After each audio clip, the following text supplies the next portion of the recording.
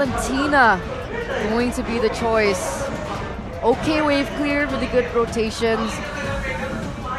It is the Angela Baxia combo without anyone to shred him down, without a mage that can output a lot of damage like Aurelia. This is going to be tough for Aura to try and shred him down. They need like DPS. Miracle. Brody. Okay. Oh, they choose to go for a burst, so this is a snowballing comp. They need to snowball. They need to find the strong side around Brody. They have to try and make it happen before level 4. Because if not, that's going to be a very difficult mid game for them. I would hate to be in their shoes, man. Ouch. There you go, ladies and gentlemen. A brutal drafting phase by RRQ for Aura Fire. A small window of opportunity and timing for Aura Fire if they want to take this back into their hands. Both teams sitting at a 1-1 here. As we take a look at the index. The big thing you have to look at is the damage potential. I think RRQ has Aura beat by quite a bit. And keep in mind, that's with a very tanky, sustainable hero. That will be the main issue right here. We'll see if Aura has a solve cooked up. Without further ado, this is it. Go big or go home, ladies and gentlemen. Welcome to the final game of this best of 3 series between Aura and RRQ HOSHI. Will Aura Fire be able to bring this back, or can RRQ go 2-1 and win this series? It's going to be very close for sure. It's a battle of playstyles now. For Aura, early game to mid. For RRQ, they can actually hold their own in the early game, but it actually is going to be mid to late for the Claude. It's like a good mix of both the early game, strong sustain, strong clear, and having good late game insurance in that marksman like it's supposed to. Well, for now though, it's still going to be boots in the items, but when it comes to the emblems, Yawi is going for the Brave Smite, so he's trying to be a bit more sustainable. I think he's expecting fully to be the first man into the fray, trying to sustain through it and still be the main team setter for big team fights. So he has a lot on his shoulders, a lot to deliver, man. But with Irad on the Baxia, with the Angela and the Valentina, look how fast that they're rotating.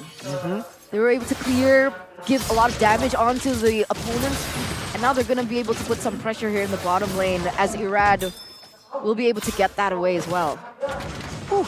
Okay, it's a bit slow for both teams, but later on, this is where the Novaria won't be happy. Oh, whoa, Yawi. Stunned up there, Yawi very low. Claude's going for the kill. One more shot, and it's Brusco who picks up first blood early on in the bottom lane. This is the gold lane, folks. This is the lane that Aura desperately need to be ahead. But luckily for Aura, that wasn't a kill for Skylar, right? He does have an assist to his name, but at least it wasn't given to Skylar. Right, Skylar on the snowballing is definitely a big plus, but Brusco getting gold, it means anyone that gets a hard guard is going to be that much tankier. But hey, Aura instantly respawn. Shield Unity cancelled out, he walks up, Gugun. Detonus Welcome munching on Irad now, spinning him out onto the wall, pinning him down, and that should be, yes, a kill to Gugun. Last Insanity to the back. Octa actually already stole the final slash, now going back. Final slash from Yawi also to bring Octa back right into the Astral Sphere as Yawi jumps in with a vengeance again. To force out another vengeance. That's a little bit of a tongue twister. Vengeance from Arlet, and there's also a vengeance from Don. All the vengeances, that is not how RRQ wanted that to play out. Aura did such a great job pressuring RRQ with time to go and rush into the turtle without preparation.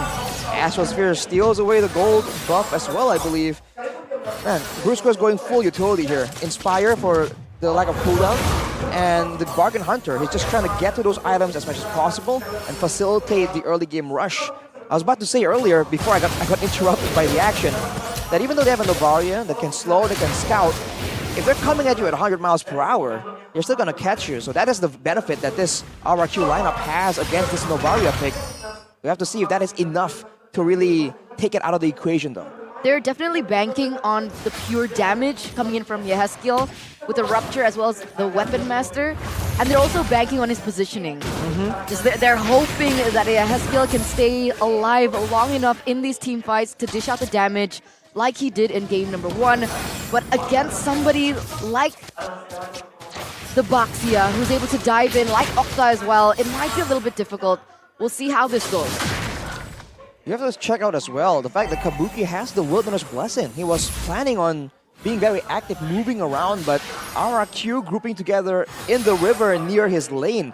That alone is not allowing him to try and make any moves that are too fancy. He's just trying to play it safe and ensure that he doesn't fall too far behind, because we've seen what happens to Aura when Kabuki, the tip of the spear, doesn't really get to sharpen his tools. So now the tools for Gugun is set, right? He's already level 7, meanwhile Irad's still at level 6. He has a little bit of an advantage here, but Gugun's gonna go in. Actually, no. Holy Dawn damage. goes. Dawn's melting. Gugun. Vengeance popped by Dawn. He's still going to be running. Gugun down. 1 HP in the back. Still able to survive. Octa with flicker. Basic attack 2 times. Finds it. Yaoi gets out, but Octa finds the kill. Now it's a run. Caught. Flickers out to safety. That should be RRQ with a free turtle. Brusco walking up. Kabuki's still there now with a basic attack on the Brusco, but Octa doing the damage. Oh, forcing a flicker. 1 basic attack. Take him down, but they've done enough damage for Skylar now to pick up the full turret gold and a free turtle. The gold leads back to RRQ. Beautiful, beautiful control, and they're going to be able to get a turret as well down in the bottom side in the hands of Skylar, just munching on down those turrets. And you can even already feel how wealthy he has been getting in the past few minutes of the game. He was able to get no kills actually in that whole situation, but he was able to get almost the full turret gold and the turret itself. So I think he's doing very well for himself. And here's a fun fact. In MPL ID 12, Skylar's Claude has been banned a total of 31 times, even from week 2 to 5. Claude from Skylar is consistently banned in every match and game because it's just that respected by the opponents, anyone going up against RRQ. So Aura is literally playing with fire. Even on the international scene, it's respected. I think I remember back in MSC, was it MSC? Yeah. What was MSC? The Claude and the Beatrix, if you remember. Yep. MSC was actually always taken by Erman. The Beatrix. Ew. Talking about Beatrix. That reminds me of Kabuki. Yeah. All right. But it's no longer meta. The Wesker Kabuki was pretty scary, man. You walk in a bush and you get gunned down by the Wesker. So now with Skylar on, obviously, as everyone knows, his comfort hero, you can already see the stark difference in gold as well. I think he's had 1k gold already. Kabuki. It's more or less about a 1k gold difference, but Brusco also, with all the assists he's picking up, is snowballing significantly. If he gets the fleeting time, by the way, that means that that hard guard that can be used so effectively, like we saw earlier, onto Dawn or onto Irad, it's going to be spammable for RRQ to just go to town and get fights even before the neutral objectives have been up to get more momentum. And that's not great, because Aura Fire doesn't have enough consistent damage, in my opinion, right? I think he has skills a little more burst. We have Kabuki that's a little bit more burst as well. There's not that consistent damage that we can get from, let's say, a carry, but look at this. Oh, he ran! The drive-by with a shield unity. Jetson is welcome, but Dawn just pops into Vengeance, able to survive, and now the last Insanity is popped. Aura are trying desperately to look for a trade because it's so bad for them. A torn apart memory to get a trade, but it's only onto the utility jungler. Tier 1 up top, Skylar got it, orange buff. Skylar's about to get it, and the turtle, it was a drive-by by Irad. They see him rolling, they hate him, and Skylar has been farming hard. I want to see the goal difference now, because that one sequence alone, he's been power farming with 2 turrets under his belt. Aura for sure is trying to make something happen, but they're leaving a lot of pressure away from Skylar, which is usually the approach that a lot of teams need to shut down RRQ. Now it's a definitive 1k gold lead for Skylar in the gold lane, and he's still building towards a golden staff. Not there just yet, but he is rapidly making progress. So Echo, Skylar and Octa, no initiation. This is brutal. Wait, okay, we were talking about a time frame that Aura Fire is on. Has that time frame gone out the window 8 minutes in? Or is there still hope for Aura Fire? I feel like if RRQ makes mistakes, there is definitely still hope, but I think if you get to minute 13 and then you're still completely controlled, you don't have control over the map and all that, I feel like that's just you waiting for RRQ to make a mistake, and as we spoke about it, that's going to be an 8.5 minute Golden Staff, 3 item power spike for Skylar. Now he's gonna do the big damage. And he might just start following his team around for the big fights. And Aura has no way of stopping full speed RRQ engage. So what do they do? They have to try and sit down and Wow. Is it that that bleak? sounds so bleak. I mean, There's got to be a different way, right? they're gonna get outscaled here. The Novaria, I guess right now they have to bank on Novaria. If it gets to mid game is still okay. Like for Aura, it's still honestly okay. Oh! Just as we say it, Skylar, that blazing duet with the Heart Guard. Say goodbye to the tier 2. But Aura are committing to the Lord. They know that there's no Skylar, no Brusco. This might actually be a good one. They're taking it so slow. Don is walking up. Kabuki with a smooch. Don getting Chung low, has the vengeance, and it is going to be Gugun who secures it. They need to run away now. They find a kill onto Don. There you go. That's the commitment. RRQ are not able to find any more trades when it comes to kills, but they might be able to take this turret down.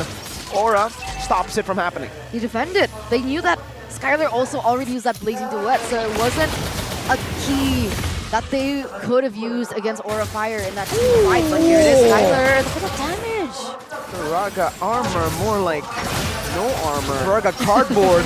Like, What was that? And look at this, look at the Lord. It's gonna barely touch the tier 1. Plays into what? Skylar! Oh my god, what a burst down from Skylar on this Claude. Walked out with a Terrify and the final slash, Yaoi. Caught all alone, the shield unity locks him down, and Skylar just takes him out. Again, around walks up, Gugun going to be next on the chopping block. Skylar with a BMI, Kabuki with a few shots, Don very low right now, but he jumps in again onto Kabuki with a yo-yo. It's a good trade, and Skylar's the one with the double kill. No way, is this endable? It might be. His skill's the only one up right now, and RRQ can constantly just dive. He was tanking. Turret passive still there. They can actually clear it out now. Astral Echo used up once here. Holy moly, a base turret in the 10th minute. Not for a Brody, for its opponent, for the Claude. In the drafts, we were like, all right, the Angela Baxia combination. But as soon as Skylar got that power spike, it's a Claude Angela combination that should have been a lot more feared now that we're entering this mid game. And the damage was definitely there. It was a ticking time bomb as to when he used that Blazing Duet in the top side and when he was able to pull that trigger in the mid to completely turn things around for RRQ. I mean, them getting the turtle, it was just a big plus. They were sacrificing so much early game prior, so much objective control just to get Skylar all the gold, all the resources. He is level 14, my guy. He is the highest level in the game right now, and he's rapidly approaching level 15. This is where RRQ, though, is at their strongest, right? When Skylar has reached his peak before everyone else. Once he goes there, it's a dead end. He's at the tip of its potential.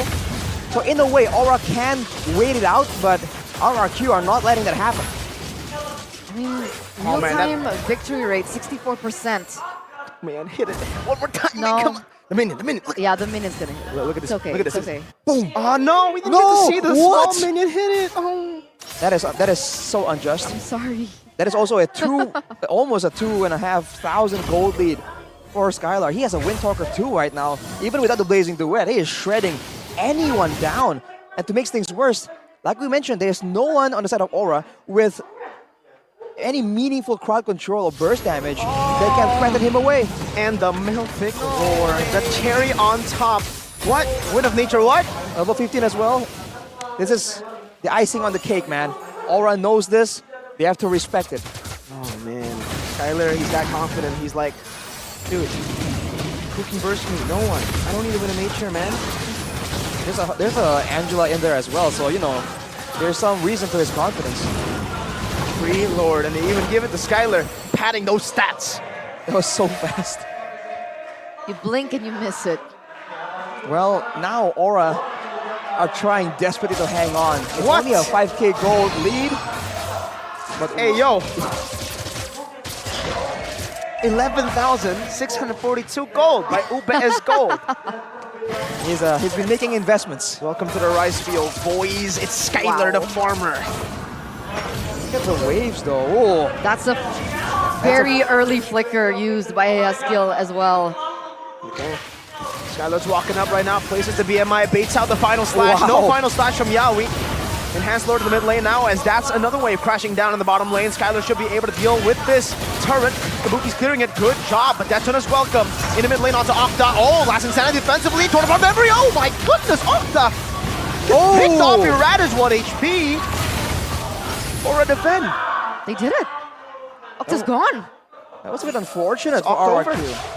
I think they really wanted the bottom turret. They sent Skylar there, but then a fight broke out, or rather was forced by Aura, credit to them, in the middle side of the map. They fought there without the guy who holds the bulk of their gold in the picture. And that's why they weren't really getting the same kind of, the same kind of advantage. So they should not repeat that mistake, and I think they themselves understand that.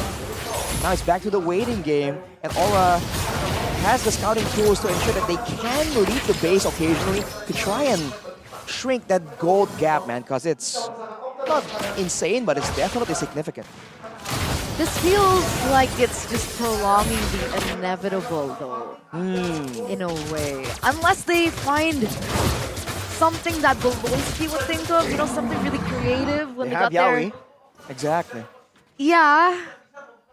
That sounds like a very Full trust. concerned, doesn't sound like full trust, Eterna. Yeah, well, Yeah. we'll have to see. Can he do it or not, Eterna? We'll see. I mean, he is on an Arlet. He should be able to make that play. Seems tough, though, if I have to be realistic. I think it's almost like a reverse. Now, Aura are the ones who want to try and catch Skylar, punish Irad for rolling down in a drive-by. But they can't do it because Yahweh is on an Arlet, and all he does is set up for that big fight, and his engage is an ultimate. So he has to be very conservative with it, because otherwise everyone else is just going to run through and they have nothing to deter. Skylar has purified, but here it is. That might be it. The final splash done. Vengeance already turned apart memory. 1 HP. Aran burns him down. Skylar with the blazing duet into the back line. With a nature though already used up by Kabuki. He's still going to be melted down. 1 HP. Skylar is insane. Last Insanity again, this time from Octa and Aran. Skylar in the back still. It's a 1-4-1 trade. Gogun's very low. Skylar gets brought back. The final splash, but it's still not going to be enough. Now it's Brusco and Irad. 1 HP on the Baksha. Skylar gets the hard guard again. And Skylar goes for the base. A reverse sweep for the kingdom to slay the dragons. Reverse sweep. Wow, man. That one's personal. That was personal. What a performance. That adaptability.